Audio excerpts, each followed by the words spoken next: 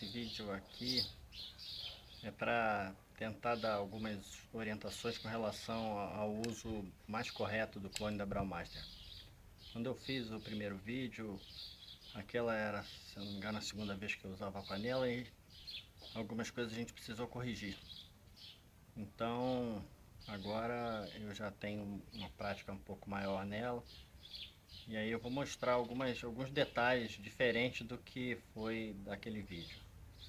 Então, vamos ver isso. Antes eu queria mostrar um equipamento que eu montei aqui, que é troço meio supérfluo. Se por um acaso alguém tiver um hidrômetro sobrando, coisa que não é muito fácil se ter, vale a pena pegar e fazer isso. É um medidor de água, ou seja, você tem noção de quanto você está colocando de água no caldeirão. Se você não tiver uma marca no caldeirão, você pode usar o hidrômetro. Ele entra a água por aqui, você tem aqui as medidas de litros que você está usando, passa pelo filtro e você enche o caldeirão com esse equipamento. Sinceramente, não é o tipo da coisa que eu preciso aconselhar ninguém a ter, porque é meio desperdiçador, mas caso alguém tenha um equipamento desse sobrando, vale a pena usar. Então vamos ver o resto. Uma outra mudança importante que eu fiz com relação ao outro vídeo é que eu troquei o sensor de temperatura. O sensor que eu usava era um sensor tipo J1, e esse sensor, por ser um sensor que ele pode medir temperaturas muito altas, estava me dando um erro grande com leituras até 100 graus. E eu mudei esse sensor para um sensor, uma termoresistência tipo PT100, e essa termoresistência deu uma leitura muito mais precisa. Nota que a água está fervendo dentro da panela e ele está marcando aqui 97,9, às vezes 98 graus. Eu até achei que isso fosse erro, mas tem que lembrar que eu estou em Brasília, a 1.200 metros de altura, e nessa altitude a água não ferve a 100 graus, ela ferve a 97,9, parece. É exatamente o que está aí, 98 graus. Então, por causa da pouca pressão atmosférica, aqui a água ferve um pouco mais baixo. E a leitura está sendo bem precisa. Então, vale a pena ressaltar isso. Essa é o sensor ideal para esse tipo de projeto. Bom, a primeira diferença com relação ao outro vídeo é que eu passei a usar um saco de voal para colocar o malte dentro da panela. Em vez de botar só aquele filtrozinho em cima, eu passei a usar um saco feito em casa mesmo, com um cordão para a gente fechar, e aí daqui a gente pega e bota o malte lá dentro do cesto. Então vamos ver como é que fica isso. Bom, então em vez de colocar o paninho em cima e depois botar a tampa, a gente bota o malte junto com o saco, depois bota a tampa e começa a recirculação. Isso daí a gente ganha muito em filtragem. Nota que não sobe nada, a bomba não aspira praticamente nenhum tipo de pó.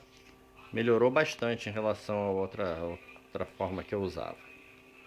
Então aos poucos vamos vendo quais são as diferenças do resto. Uma outra diferença que eu esqueci de comentar é a quantidade de água. Para essa panela de 38 litros mais o malte, ficou meio difícil você usar uma quantidade de água muito grande. Então aqui o que deu foi 28 litros, ao invés de 20, como eu falei no início do outro vídeo. Ficou um espaçozinho aqui para recirculação que está acontecendo. Poderia pôr um pouquinho mais de água, mas essa água ela vai ser compensada depois num outro processo que eu vou mostrar. Então, começou já a fazer, vamos deixar esse negócio quieto e aos poucos a gente vai mostrando como é que ficou. A grande diferença do processo que eu estava fazendo, que é uma reclamação de muita gente desse tipo de panela que faz braçagem sem lavagem, ou o processo final acaba com uma quantidade de líquido pequena ou com uma densidade mais baixa do que é o normal. Porque não tem lavagem, vai muito açúcar fora no bagaço. Então, eu pensei em fazer a lavagem do bagaço numa outra panela. Eu pego o cesto do meio, a gente bota numa outra panela com 8 litros de água aquecida. E aí, com a lavagem, nota que primeiro que não precisa de filtragem, mas eu estou fazendo tipo uma recirculação inversa, ou seja, recirculação parecida com o processo normal. E é o inverso do que a bomba da panela automática faz. Mas nota que o líquido está saindo bem denso. Eu vou medir a densidade dele depois, pra gente ver. Deixa eu fechar aqui.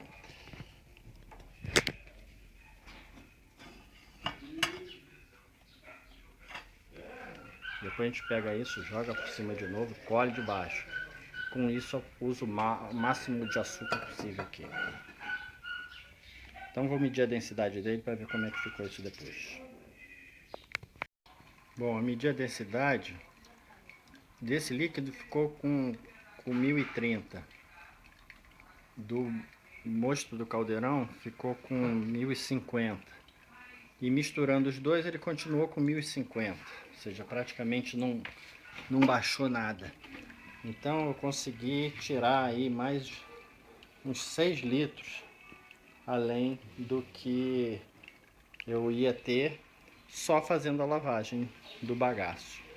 Então uma lavagem que a gente faz, não dentro aqui, mas dá para fazer uma lavagem numa outra panela, a gente não desperdiçar tanto o bagaço. Isso é uma coisa que vale a pena ficar atento, porque praticamente quem faz braçagem sem lavagem não usa essa possibilidade de lavar depois o bagaço e acaba jogando muito do açúcar fora. Valeu então. Outra alteração que eu fiz foi colocar mais um saquinho de voal para colocar o lúpulo. O lúpulo fica aqui dentro e não suja tudo, depois fica fácil de filtrar. Bom, com essa só precisa mais uma dica com relação à mudança do que eu fiz da última vez, e aí eu termino o vídeo. Falou. Para terminar, a gente coloca o mosto fervendo na panela com a serpentina de geladeira para gelar. Aí aqui essa é a última inovação que eu tive desde que eu fiz o outro vídeo com a panela. Então daqui ele já vai direto para o fermentador e para a geladeira. Então o vídeo termina aqui. Essas foram as mudanças que eu implementei desde a última vez que eu fiz a abraçagem com aquela panela ali. Um abraço para todo mundo e até mais.